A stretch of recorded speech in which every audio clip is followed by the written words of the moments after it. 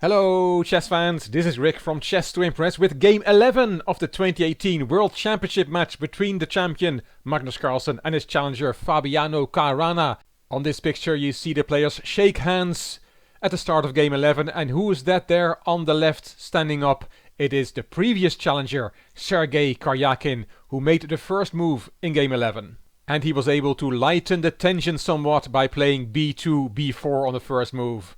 Both players were smiling. Carlsen took that move back. He decided not to go for b2, b4 on the first move. The game was played on the 24th of November 2018, white Carlsen, black Caruana, and Carlsen decided on e4 instead. In his 6 white games, Carlsen has played c4 twice, d4 twice and e4 twice. It's great to have a world champion with such a wide range of openings. Caruana played e5 and the Petrov came on the board, similar to game 6. Knight takes e5, d6, and in game 6 Carlsen played knight d3, a lame move as Grandmaster Sarwan called it back then. Carlsen almost lost this game, but that was not because of the opening. In this game Carlsen played knight f3, the main line. Knight takes e4, knight c3, Carlsen played this against Caruana a few months ago in the Sinquefield Cup. Knight takes c3, d takes, bishop e7, bishop e3, Caruana castled, queen d2, knight d7, and Carlsen castled queenside.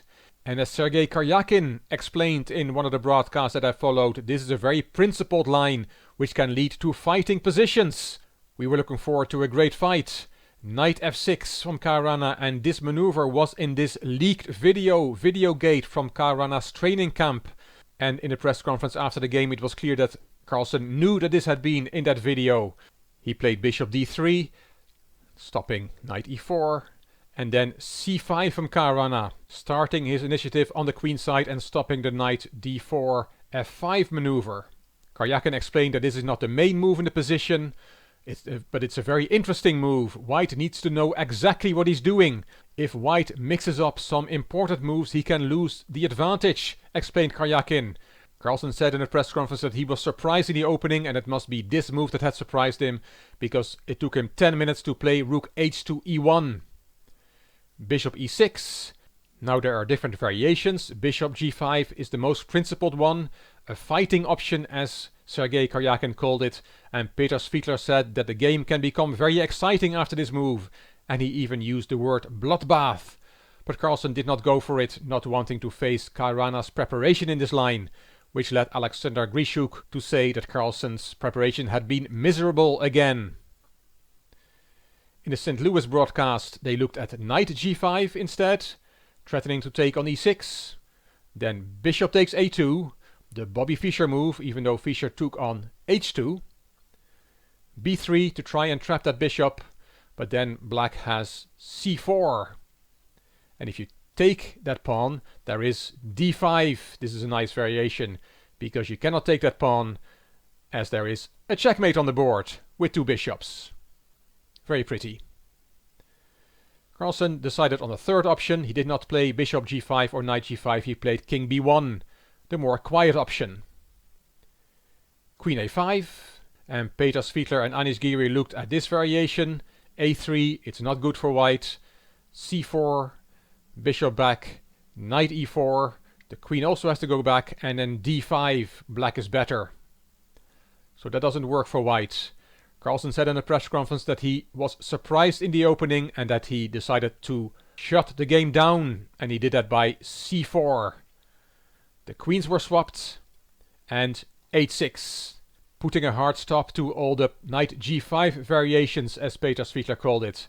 Knight h4 from Carlsen. Caruana said in his interview after the game that he was surprised by this move. He said he wasn't sure what white was aiming for. Carlsen in the press conference showed what he had been aiming for.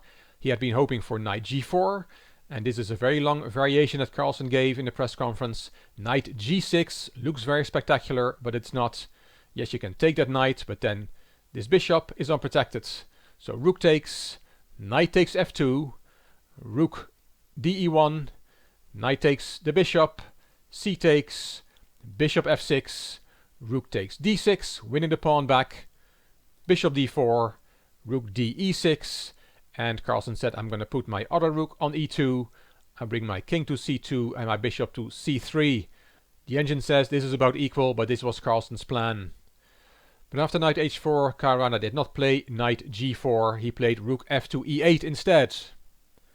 Knight g6 came anyway, and now knight g4 is a very important move.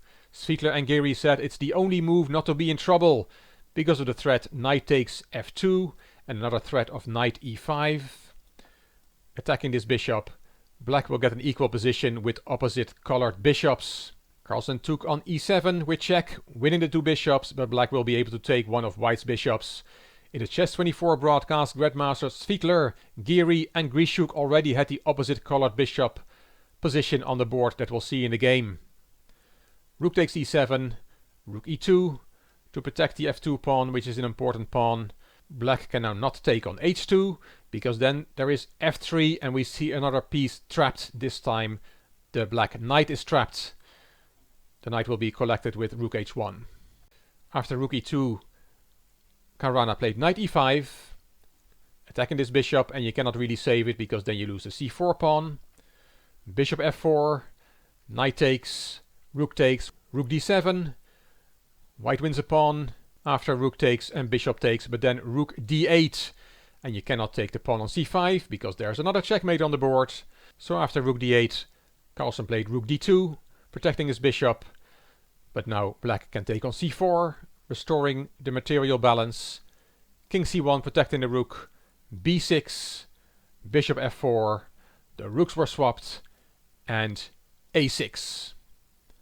We have to look at bishop takes a2 once more, but again the bishop will get lost. Let's have a quick look. b3, you can try to come to the rescue of the bishop with c4, but then king c3, c takes b3, and now the nice move king b2.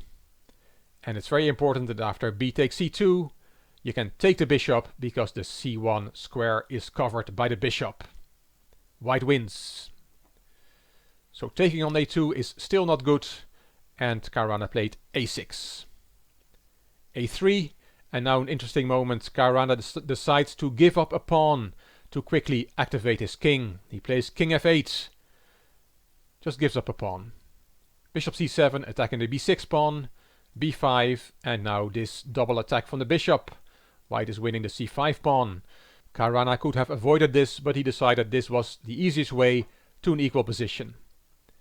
King e8, bishop takes c5. Peter Svidler said the term dead draw is used too much, and normally I get annoyed when people use this term about positions, but this position really is a dead draw. h5 from Caruana, king e3 and king d7. The king goes to the queen side, where Carlsen has his extra pawn. White won't be able to do anything on the king side once black plays g6. King d4, there comes g6, g3, bishop e2, bishop f8, and king c6.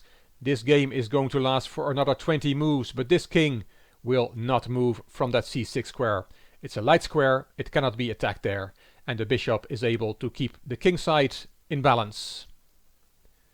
b3, bishop d1, attacking this pawn. It cannot play because then this pawn falls. So king d3, bishop g4, c4, bishop e6, king d4, and these pawns were swapped. White has managed to create a passed pawn, but it won't go further than c5 because of that king on c6, which won't budge. Bishop g4, there comes c5, bishop e6, bishop h6. This is move 41, the time control was reached. Bishop d5, bishop e3, bishop back to e6, Caruana waits, king e5, the king has to go to the king side. White only has one plan that he can put into operation, as we'll see. Bishop d5, king f4, bishop e6, and king g5. The king is walking in black's position over the dark squares. Bishop d5 again, g4, that pawn was taken, king takes, and Caruana goes with his bishop to a2. King g5, bishop b3, king f6, bishop a2. Caruana is waiting, he keeps the f7 pawn protected. h4, bishop b3 and f4, the only winning attempt left in this position. Bishop a2, king e7, bishop b3. Caruana keeps this bishop on this diagonal, but there will be an important moment where Caruana has to change diagonals, as we'll see. King f6, bishop back, and now f5.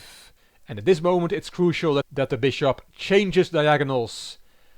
G takes f5 loses because of bishop f4. Nice move, and nothing will be able to stop this h-pawn queening.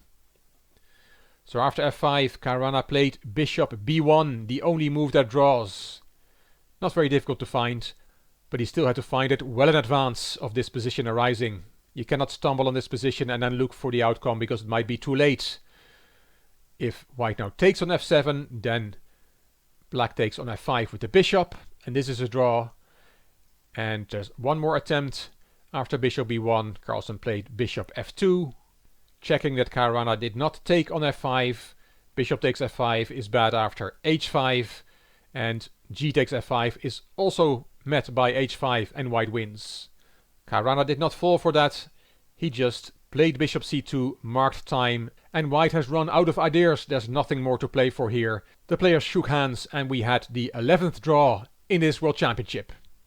Here's the table, 11 draws, only one more game to go, and a picture from the CAF press conference after game 11. Magnus Carlsen said, "I'm not thrilled with this game. I got surprised in the opening and decided to shut it down. I was not pleased from the opening, then decided to play it safe. It's no disaster. In game 12 we'll see what happens. A lot depends on what he wants to do. If he wants to shut it down, that's fine by me.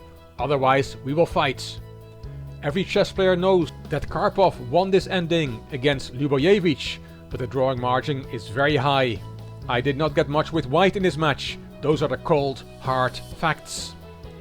And Caruana said, "I expected the knight c3 line as it's such a huge line. I don't know what white was aiming for. I don't know why he went for this line with knight h4. I was a bit surprised by it. There's a lot riding on the last game. I'm not going to go crazy, but I will try to put pressure on him. The last game and possible tiebreak will be decided by nerves. The tension is at its peak." Sunday the 25th of November will be a rest day, and game 12 will be played on Monday the 26th of November. It will be very exciting. Hope you enjoyed this video. If you did, please give it a thumbs up, please subscribe to the Chess to Impress channel, and please leave a comment. If you liked the video, it would be great if you could share it on social media by clicking the share button on YouTube. This is Rick for Chess to Impress. See you for game 12. Thank you for watching.